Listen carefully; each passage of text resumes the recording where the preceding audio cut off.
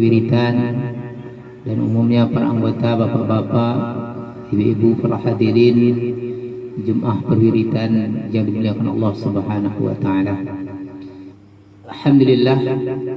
Alhamdulillahilladzi amarna bittaqwa wa nahana 'anil ittiba'il hawa.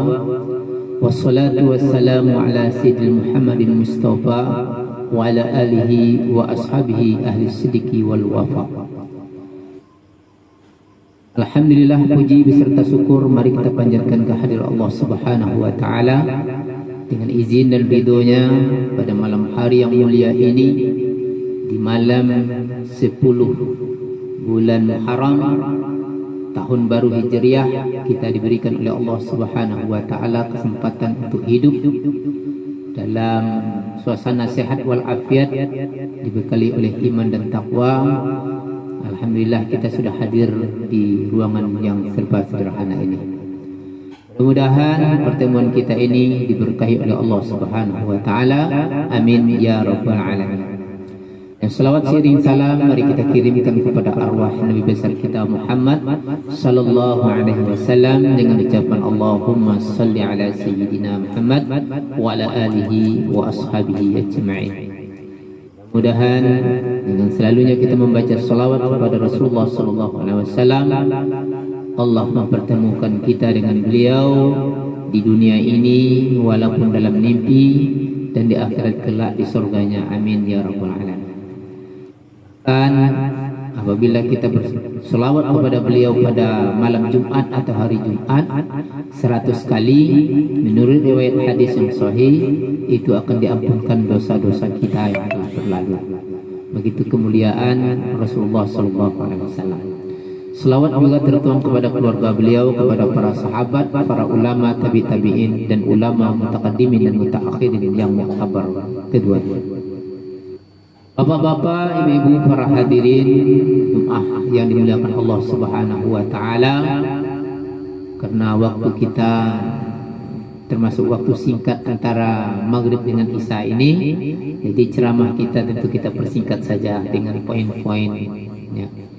Malam hari ini kaum muslimin yang dimuliakan Allah, kita berada pada bulan yang mulia, salah satu bulan yang disebut oleh Allah Subhanahu wa taala dalam Al-Qur'an surat At-Taubah ayat 36, yaitu bulan haram. Sebagaimana Allah berfirman, inna iddasyuhuri indallahi 12 syahran fi kitabillah yauma khalaqas samawati wal ard minha arba'atun hurum dzalikat dinul qiyam, yang artinya bahwa sesungguhnya hitungan bulan di sisi Allah 12 bulan pada waktu ditetapkan oleh Allah penciptaan langit dan bumi, dan di antara 12 bulan itu ada 4 bulan haram. Dijelaskan oleh Rasulullah dalam beberapa hadis, dalam hadis beliau yang sahih, 4 bulan yang haram itu 3 gabungan, 1 terpisah. 1 terpisah adalah bulan Rajab, yang bergabung adalah bulan Zulqaidah, Zulhijjah dan Muharram. Sekarang kita telah berada di bulan Muharram. Jadi di bulan Muharram ini banyak keutamaan dan kemuliaan bapak-bapak yang ibu-ibu yang dimuliakan Allah Subhanahu wa taala. Menurut kalau kita baca dalam kitab tafsir, antara keutamaan bulan Muharram ini, Nabi Adam alaihissalam diterima taubat beliau. Jadi beliau baratnya terlemparlah atau ke muka bumi ini, maka 100 tahun kemudian beliau diterima taubatnya di bulan Muharram. Jadi kalau kita ada dosa-dosa kita, insya Allah bertobat kita, diterima taubat kita Allah Subhanahu wa taala seperti Nabi Adam alaihissalam. Karena di bulan ini kata Allah dalam ayat tadi juga, fala yazlimu anfusakum, fala yazlimu fihinna anfusakum. Maka janganlah kamu menganiaya dirimu. Kita ini sering sekali bapak-bapak, ibu-ibu menganiaya diri. Kadang menganiaya diri dan teraniaya orang lain. Ini perlu bertobat. Nabi Adam ketika beliau meniaya diri sendiri, maka lafaz doa yang paling bagusnya kalau ketika kita menganiaya diri. Mana yang menganiaya diri seperti contohnya enggak sholat, enggak puasa, kan pribadi kita itu. Enggak berzakat, banyak duit tapi tak mau berhaji, tidak mengeluarkan zakat. Ini menganiaya diri sendiri. Maka di samping kita bagaimana caranya kita menyesal diri, kita banyak-banyaklah membaca doa Nabi Adam. Rabbana zalamna anfusana wa illam taghfir lana wa tarhamna lanakunanna minal khasirin. Doa ini perbanyak. InsyaAllah Allah akan mengampunkan dosa kita seperti Allah mengampunkan Nabi Allah Adam, nenek moyang kita. Ada juga kadangkala kita menganiaya diri kita, tapi orang lain teraniaya. Ini sebenarnya dosa ini lebih berbahaya lagi nih. Apa itu contohnya? Contoh yang pertama, kita bukan hanya mengkonsumsi narkoba, tapi mengedarkan narkoba. Ini dosa untuk diri sendiri dan bisa membuat dosa kepada orang lain. Contoh lagi, korupsi. Korupsi itu kan menganiaya dengan berhubungan dengan jabatan kita. Itu bukan hanya menganiaya diri kita sendiri, tapi juga menganiaya orang lain. Yang ini juga pernah seorang nabi yang bernama Nabi Yunus alaihissalam. Nabi Yunus di 10 Muharram itu diampunkan dosa keluar dari perut ikan. Ketika Nabi Yunus alaihissalam berdakwah di negeri beliau, tapi dakwah beliau ini kan usaha ini, suatu pekerjaan, profesi beliau sebagai pendakwah. Tapi mungkin di akhirnya beliau kurang sabar, tidak menunggu perintah untuk hijrah. Akhirnya beliau hijrah meninggalkan masyarakat beliau yang begitu zalim waktu itu. Ternyata di tengah perjalanan di lautan beliau masuk kapal, ternyata kapalnya tak mau mundur, tak mau maju. Di saat itulah diundi beliau, 3 kali diundi, undian itu tetap beliau yang akan dijatuhkan ke dalam lautan. Ini merupakan hasil dari dosa karya beliau tadi. Karena sebenarnya apa yang terjadi pada kita, mungkin kita sakit-sakitan, hidup murat-marit, itu karena dosa-dosa kita. Bisa jadi mungkin kita mencari rezeki selama ini sempit, berusaha kaya tapi tak tenang. Ini ada bermasalah sebenarnya dengan diri kita, dengan usaha kita. Maka Allah sudah menjelaskan dalam Al-Quran, wa man a'rada an dzikri fa inna lahu ma'isyatan danka wa nahsuruhu yaumal qiyamati. Barang siapa yang berpaling dari Al-Quran, kan kita banyak berpaling dari Al-Quran, kadang tidak mau mengikuti petunjuk Al-Quran. Apa kata Allah? Barang siapa yang berpaling dari Al-Quran, maka akan kami rasakan kepada mereka kehidupan yang sempit. Itu di dunia. Kehidupan yang sempit ini bisa jadi mungkin usaha susah, bisa jadi banyak duit tapi gelisah. Dan di akhirat kami akan giring mereka dalam keadaan buta, na'udzubillah min zalik. Maka pada saat itu Nabi Yunus alaihissalam menyesali diri. Inilah kesalahan saya, kenapa saya bisa terlempar di dalam perut ikan ini. Gelap, pengap, entah di mana rantaunya. Maka teringatlah beliau dosa-dosa beliau. Rupanya untuk memperbaiki keadaan itu, ingat dosa kita. Ingat dosa, Allah beri ilham, ajarkan kepada beliau sebuah doa. Doa ini insya Allah kalau kita amalkan, ini akan bisa menyelesaikan masalah kita juga. Apa doanya? La ilaha illa anta subhanaka inni kuntu minaz zalimin. Ini doa beliau. Baca banyak-banyak.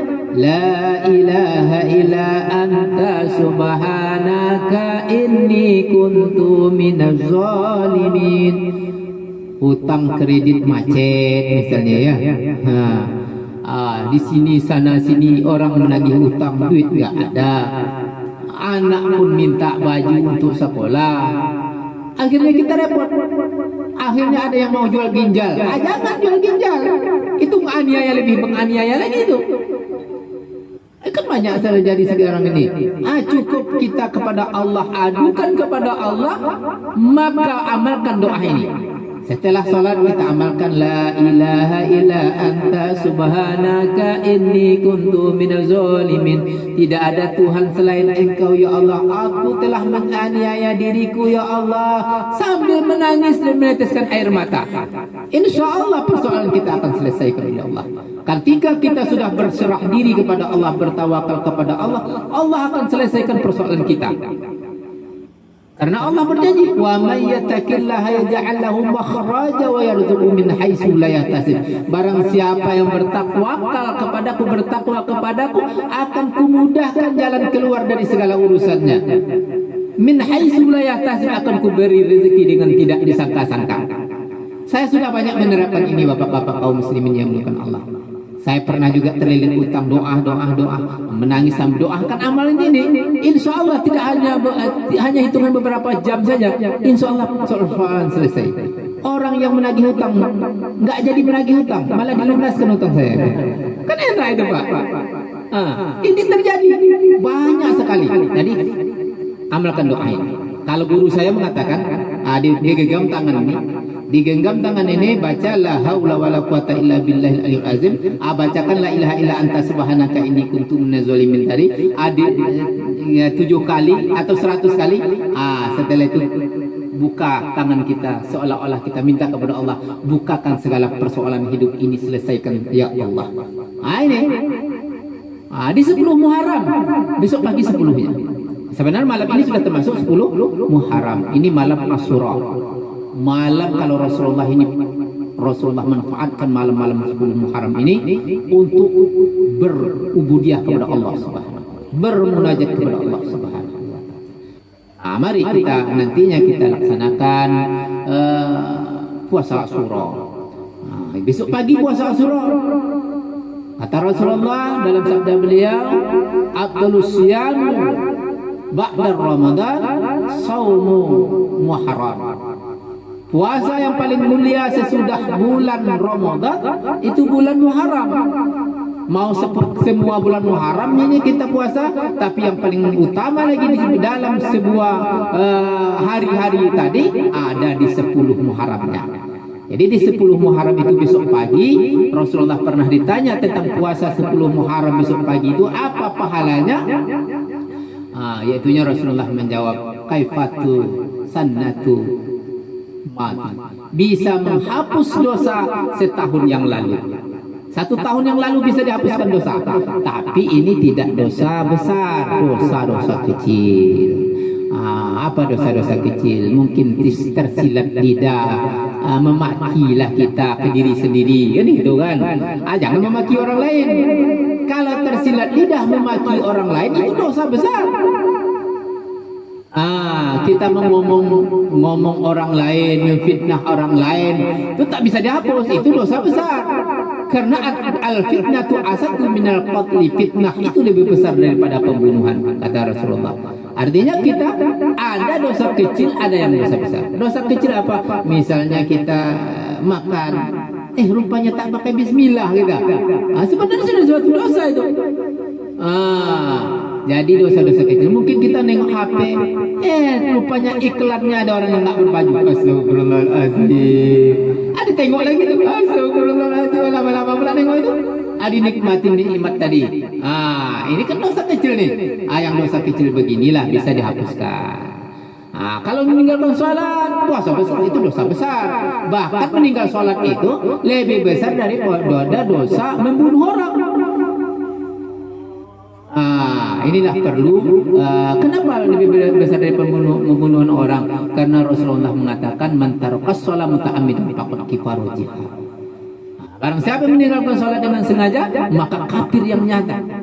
Bahkan dalam hadis yang lain, siapa yang mendirikan sholat, mendirikan agama, siapa yang meninggalkan sholat, meruntuh agama. Orang perampok saja kelas kakak kalau dia sholat, tidak dikatakan peruntuh agama. Tapi orang yang meninggalkan sholat, dia peruntuh agama. Nah, kalau ada 5 orang kita di dalam rumah, 2 orang tidak sholat, berarti kita sedang memberi makan minum orang peruntuh agama dalam rumah kita. Bagaimana hidup kita akan berkah? Apalagi semuanya dia ber-KTP Islam, dia orang Islam, tetapi tak sholat. Ini amalan baru nih. Kita marah-marah sama orang membawa aliran baru, ya enggak? Ternyata ada orang Islam di kampung kita, dia tak sholat. Ini membawa aliran baru yang lebih dasar lagi nih. Bisa kepada kekafiran, kata Rasulullah SAW. Maka mari kita gunakan 10 Muharram ini untuk bertobat kepada Allah, laksanakan puasa Asyura. Bagaimana niat puasa Asyura itu? Sengaja aku puasa besok hari, yaitunya di 10 Muharram Asyura karena Allah Ta'ala. Jadi 10 Muharram ini bukan puasa, bukan untuk memandikan keris ini sebenarnya. Tidak diharamkan nikah ini kan ada. Ini hari suruh nih, kita memandikan keris nih. Ini hari suruh nih. Ini bisa mandi kembang nih. Tidak seperti itu. Ini Pak yang salah, pendapat yang salah. Ini 10 suruh nih, tidak boleh bulan-bulan suruh nih kita menikahkan anak. Itu salah itu. Malah ini yang paling bagus bulan-bulan Muharram ini. Bulan Muharram ini apalagi di bulan Muharram. 10 Muharram itu terjadinya hijrahnya Rasulullah SAW dari Mekah ke Madinah. Maka tahun baru Islam itu hasil kesepakatan para ulama, tabi'in, para sahabat Rasulullah Abu Umar bin Khattab pada waktu masa Umar bin Khattab, maka dijadikanlah tahun Muharram ini merupakan tahun umat Islam. Jadi kalau Masehi itu dihitung dari lahirnya Isa alaihi salam. Nah, itu sebenarnya non-muslim yang punya. Tapi yang punya kita ini sebenarnya Muharram ini. Inilah hitungan Muharram kita sebenarnya. Hitungan tahun kita itu di Muharram ini, Bapak-bapak yang dimuliakan Allah Subhanahu wa taala. Itu saja, banyak lagi sebenarnya keutamaan dan kemuliaan bulan Muharram ini. Terbebasnya Nabi Musa dari kejaran Fir'aun, setelah itu diampunkan dosa Nabi Ayub alaihi salam 10 Muharram juga. Mendaratnya kapal Nabi Nuh di Bukit Juhdi 10 Muharram juga. Banyak sekali kejadian-kejadian di 10 Muharram, sehingga 10 Muharram itu merupakan hari yang sangat mulia di sisi Allah Subhanahu wa taala, yang sepantasnya kita umat Islam berbenah diri, menintrospeksi diri untuk tahun-tahun baru yang akan datang ini. Mudah-mudahan kita semua dipanjangkan oleh Allah Subhanahu wa taala umur kita dan dikuatkan iman kita, taat dalam beramal dan beribadah kepada Allah Subhanahu wa taala. Kita tutup dengan doa. Astaghfirullahaladzim alladzi la ilaha illa huwal hayyul qayyum.